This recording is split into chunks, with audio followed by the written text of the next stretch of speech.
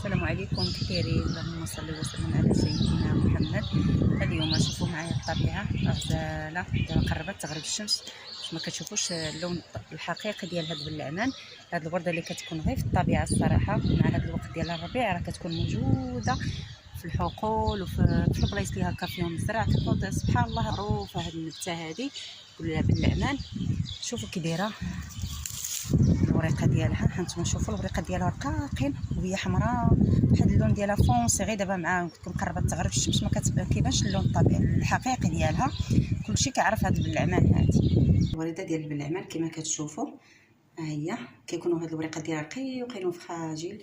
كنحيدوهم كنزولوهم هكا، كنحيدوا لها هاد الكحوله لهنا وهاد العويد ونخليو غير الوريقات، نحيدوهم غير بشويه كاملين وتنسرحوهم في واحد المنيتل ونحاولوا نيبسوهم غير في الظل حتى كيوليو هكا. راه كيدوز واحد المده، الا كانت الحراره راه دغيا كيبسوا، ولا ما كانش الحراره كياخذوا واحد المده، واحد السيمانه ولا عاد كيبسوا كيوليو هكا مقرمشين.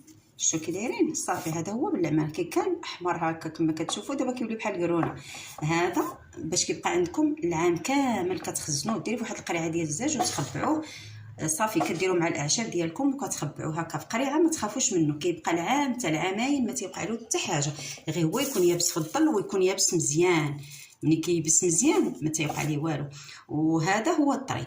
هذا الطري دابا راكم عارفين مع الربيع هذا موجود دابا حاليا، موجود غير في الخلا، غير في اي بلاصه فيها كالطبيعه تيكون تجيبوه. المهم راه كيتستعمل في التجميل، كيديروا هكا خوي عليه المطايب هاد الوريقات وتيديروهم هكا كيمسحوا بهم الوجه ديالهم، كيديروهم في الشعر. كاين اللي كيزيدوا كيدقوا هكا فاش كيولي يابس، كيطحنوه وكيبقى يديروا به الخلطات، راه بحال شكل العكر الفاسي كيولي. يعني كيتستعمل الخلطات ديال التجميل، يا اما كديروه في الوجه ولا كديروه على الشعر ديالكم، كيعطي واحد اللوين. والمهم عنده الفوائد ديالو بزاف. انا ماشي جيتكم على الفوائد، راه دخلوا اليوتيوب ولا ديروا جوجل وكيعطيكم الفوائد ديال هذا الكوكليكو ولا باللعمان. كل واحد المهم كيتسمى عنده بزاف الاسماء.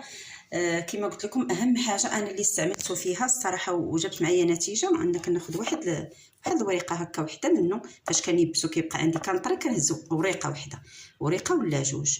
اللي ما كينعش بالليل، اللي مستريسي، اللي عنده الاعصاب، العيالات اللي هكا مستريسين مع ولادهم دابا في فتره الامتحان وتيبقاو يتعصبوا معاهم، اللي عنده القلق بزاف والتوتر وما تينعش بالليل ولا هذا، عرفتي كتاخذوا وريقه وحده وتتخويو عليها المطايب، وريقه وتا جوج وريقات ما تفوتوهاش. خويو عليها شويه د المطايب، خليوها تطلق وشربوا ديك المياه هكا مع جويه 6 7 د العشيه. عرفتي ما كتجي 9 ولا 10 حتى كتلقاكم كاو طيحوا دهوده في النعاس.